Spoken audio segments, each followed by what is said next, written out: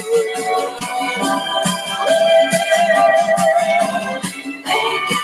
you, Lord, for beautiful day. Hey, good morning. Good to be with you here on this Thursday, the day after our big 4th of July celebration. Well, here in the U.S., if you're watching elsewhere, sorry, we had a holiday yesterday and it was good to be off, good to be able to hang out. It was kind of a gloomy, a gloomy day around here, but yeah, it was nice anyway, right? Hope you had a good time. So let's say good morning to our breakfast club. Good morning, Jane and Joanne. Good to see you both. Karen, good to see you as well. Marie and Derek, good morning. Appreciate you guys taking a couple of minutes to hang out as we continue our slow walk through this letter to the Ephesians. Just chock full of so much stuff, I'm telling you. It's just amazing. I see myself kind of inadvertently just going longer and longer with these, and I never wanted it to become more than 15, maybe 20 minutes tops. So not sure what to do about that, but we'll press on. So we're going to start chapter 2 this morning, and some pretty interesting stuff here. So let's just jump in. It says that, and you were dead in your trespasses and sins, in which you formerly walked, according to the course of this world, according to the prince of the power of the air, of the spirit that is now working in the sons of disobedience. Among them we too all formerly lived in the lusts of our flesh, indulging the desires of the flesh and of the mind, and were by nature children of wrath, even as the rest. Wow. That's a pretty negative description, right? Pretty negative assessment of the human race. But let me tell you, the Bible doesn't pull punches. The Bible really tells it like it is when it comes to our condition, when it comes to our situation. I mean, it's all right there in black and white. People want to believe that people, that humans are good at their core. And I'm not saying that there isn't goodness there. But the sad thing is that for most people who don't have a relationship with God, and sadly, even those that do, there's still an awful lot of self-centeredness that gets in the way, that basically perverts any attempt to express something good, except something altruistic perhaps. And I mean, we all know, right? I mean, we live in this world. We deal with people every day. We read the news, we hear the reports and see everything that's going on that basically proves what Paul just wrote here, that there's just a lot of negativity, a lot of nasty stuff that goes on in the world. And how that all happened, how that all came to be, is something that we've talked about here on many occasions. Whether you believe in a literal Adam and Eve or not, there was at some point a decision that was made by the human race to live independently from God, to just say, you know what, we got this, we're good, thanks, see ya. That's really what it all boils down to, right? There was a choice made. If you believe in Genesis, as I do, you understand that there was a point in time where a choice was made to believe something contrary to what God had said. Eve was deceived, Adam was not, but the bottom line was that he chose to believe something that God never said. And in that choice, he basically, because he agreed with something that Satan said, he placed himself and Eve and the whole human race under subjection to this evil despot, this tyrant who became the god of this world because of that. Okay, Satan's real, and he has influenced and exercised an authority for generations, and all because of a choice that was made.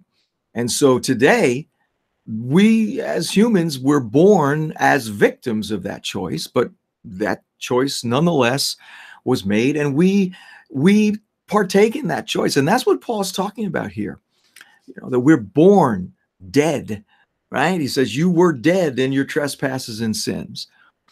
Now, the good news here is that Satan's authority as the god of this world has been taken away. And I don't have time to get into all of that theology for you today, but just know that the New Testament is very clear. Jesus himself said in John 12 that now the ruler of this world shall be cast out. And so he was cast out of his position as the ruler of this world. Jesus said, I've been given all authority in heaven and on earth. Okay.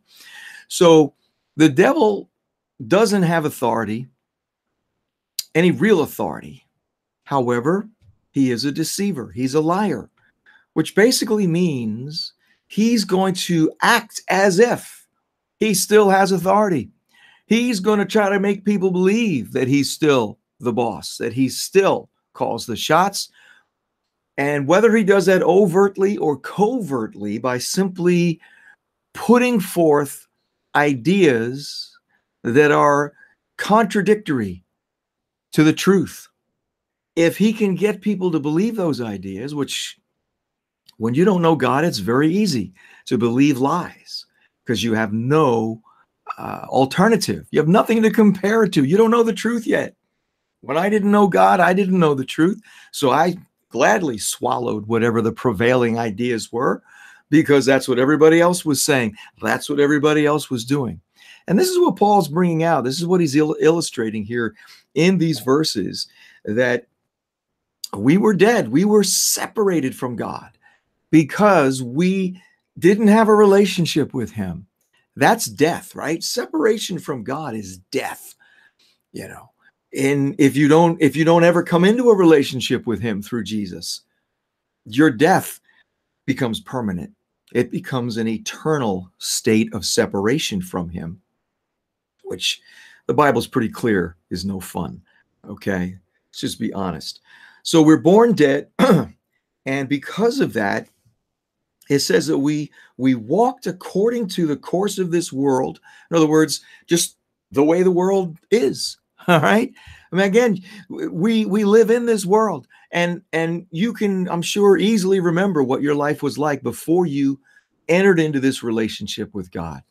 Maybe if you did that as a really, really little kid, you might not really have much of a memory of a pre-Christian experience. But for most of us, right, we said yes to God later in life. And so we have a history before that we can look at and go, yeah, I pretty much went along with whatever was happening, whatever, was cool, whatever was the now thing, the new thing, why not? Yeah, let's get high, let's get drunk, let's do X, Y, and Z. That's just the course of the world. That's what they do. That's what people do that don't know God. They're out there just doing their thing, right? And he goes on to say that it's according to the prince of the power of the air. Oh my gosh. Sounds so mysterious, so mystical. What in the world? The prince of the power of the air. Well, this is a description that, the Holy Spirit leads Paul to give to the devil. And it's important for us to understand, to kind of break down what this is all about so that we become aware. Our ignorance of the truth is always going to hurt us. Have you found that out?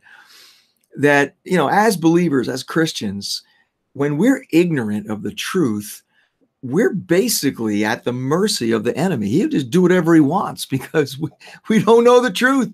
You know, if you don't know the truth, you're going to believe a lie. And lies will always put you in some kind of bondage, under some kind of negative thing that is never going to be good, right? That's why Jesus said, you'll know the truth and the truth will make you free. That's an awesome thing. So this idea of the prince of the power of the air, the word prince really is probably better translated ruler. You know, prince has a royalty kind of component to it. I'm not really sure why they translate the word as prince, because it's used much more to just simply signify a ruler. There is one interesting application of this word that means a magistrate.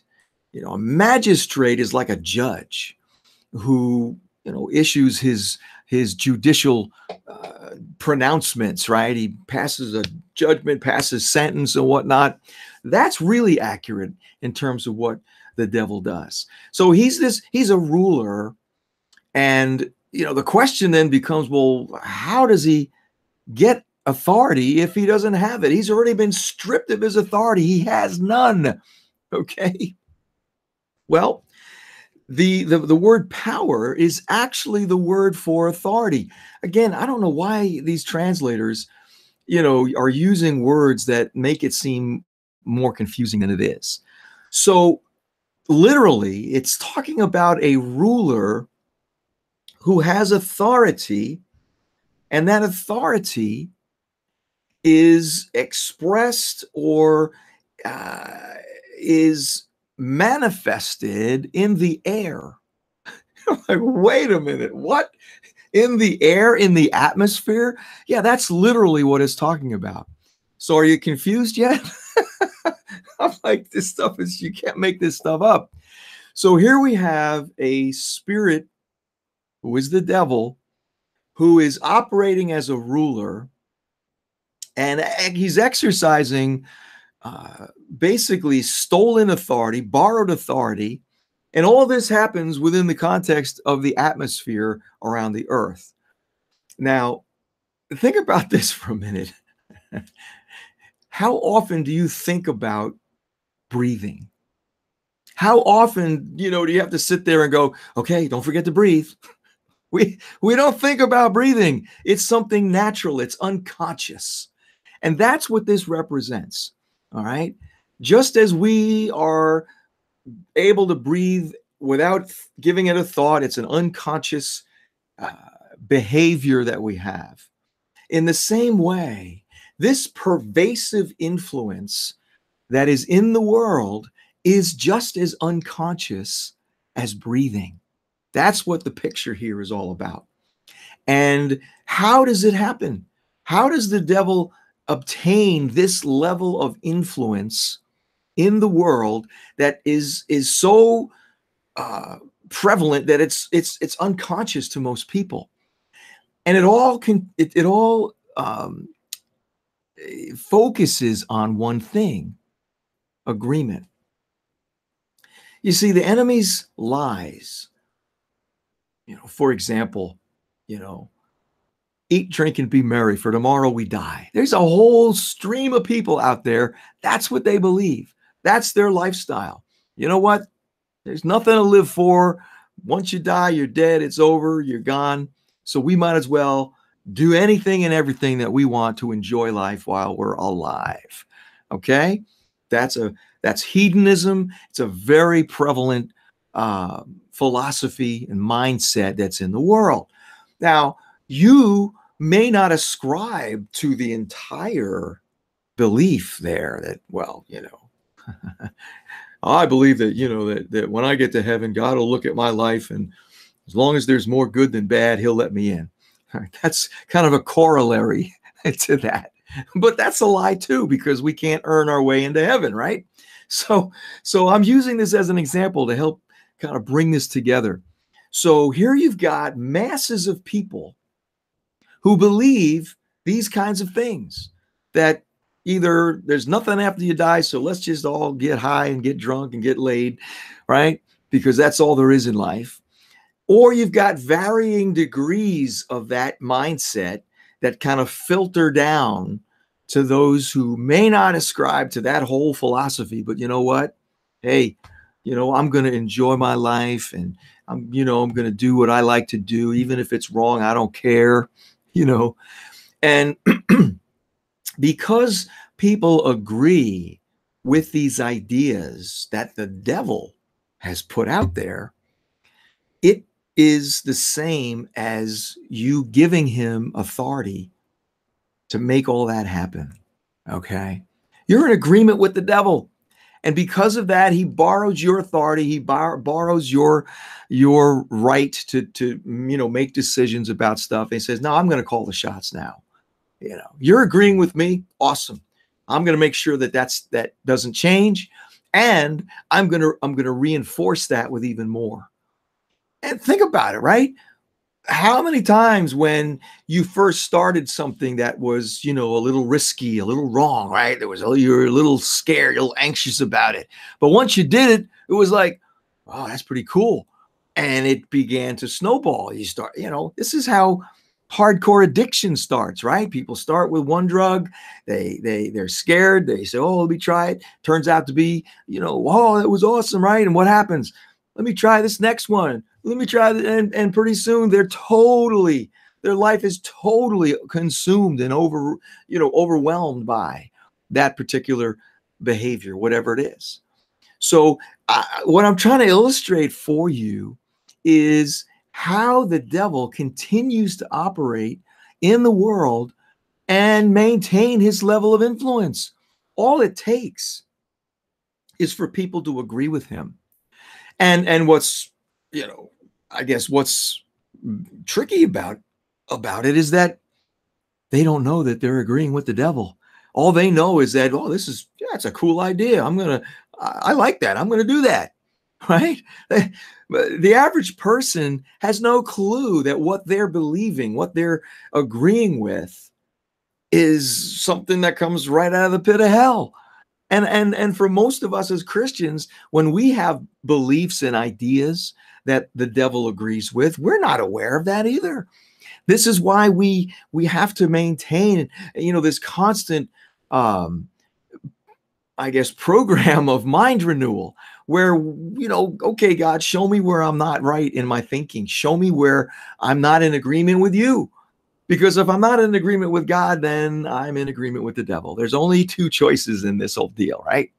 So the devil, he gains authority through people who agree with him, and it becomes this unconscious agreement. Once it gets embedded in a culture, right?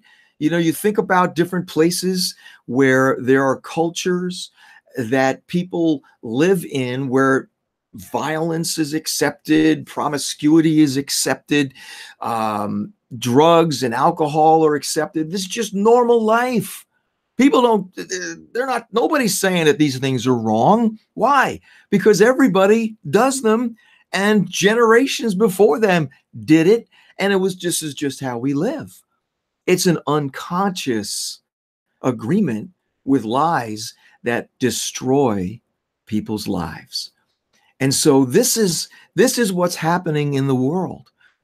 This is how the enemy maintains his influence in the world today. It is simply through people agreeing with things that the devil agrees with, that he wants, that it's his agenda, it's his will. The devil's will be done. I'm telling you, this is how it works. And so when Paul talks in verse 3 about how we formerly lived in the lusts of our flesh, just if it feels good, do it, right? Again, these are all ideas that people agree with. And this is life. This is life apart from God. And so we've got to understand how important it is for us to recognize where the agreement with the enemy is so that we can break it. I'm going to break any agreement that I have with the enemy because that agreement gives him power. It gives him authority in my life to influence me in ways that are not good. And this is what's happening in the world around us, that this prince of the power of the air is playing on the agreements that people have with the things that he wants. And it becomes this unconscious way of life that is so destructive, right? And so, you may wonder, well, is there any hope? Yeah, there obviously is hope. And we'll talk more about that tomorrow. But just understand today that you and I are not passive victims of this kind of nonsense. Paul puts all this in the past tense. You were dead. You formerly walked, right? When you formerly lived in these ways, right? We've been set free from that. However, the influence of the enemy, right? This ruler who has authority, and it's in the atmosphere so that it becomes an unconscious thing. That is what we're still warring against in our own minds. The war between our ears is still very, very real. We'll talk a lot more about that when we get into chapter 6. But just be encouraged that you're not a passive victim of the lies of the enemy. As Jesus said, as I mentioned earlier, we will know the truth and the truth will make us free. Just be aware of how this works so that you can be better equipped to deal with it and to take a stand against it and be willing to give up any ideas, any beliefs, any thoughts that are exposed as being in agreement with the enemy. All right. So I know it's a kind of a heavy, type of a thing today, but it's here. I can't ignore it. I'm not going to skip over it.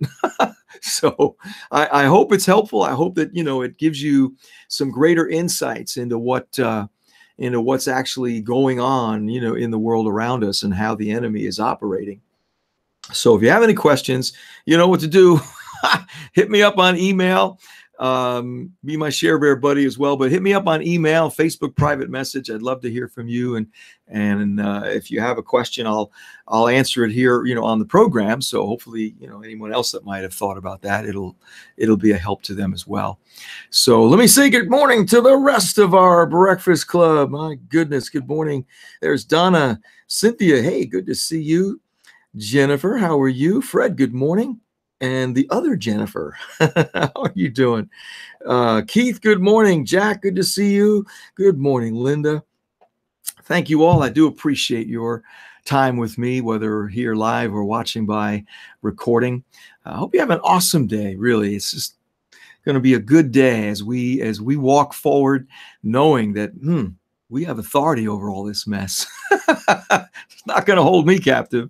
So rejoice in that. And I look forward to being back with you tomorrow at 8:30 Eastern. Till then, you be blessed.